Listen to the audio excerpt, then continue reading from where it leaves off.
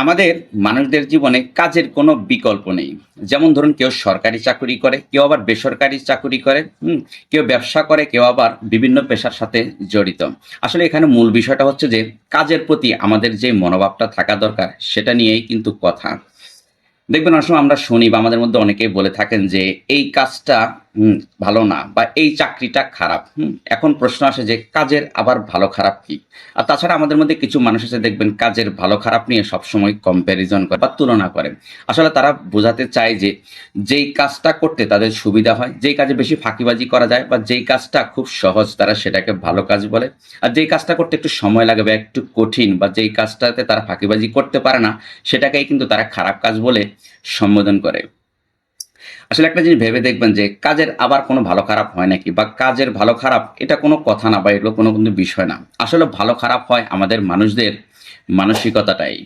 দেখুন, একটা জিনিস খেয়াল করলে দেখবেন যাদের সত্যিকার অর্থে কাজ করার ইচ্ছা থাকে বা যারা সত্যিকার অর্থে কাজ করতে চায়, তারা কখনোই কাজের ভালো বা খারাপ খোঁজে না।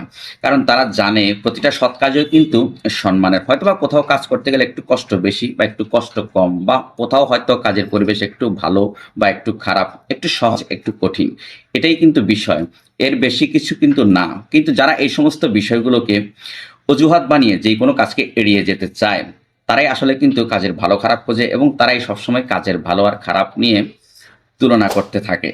আসলে একজন মানুষের প্রকৃত পরিচয় কিন্তু তার কথায় নয়, তার কাজের মধ্যেই কিন্তু প্রকাশ পায়। যে মানুষ দায়িত্ব নিয়ে কাজ করে সে যেখানেই থাকুক না কেন বা যে পজিশনেই কাজ করুক না কেন সে কিন্তু সম্মান পায়।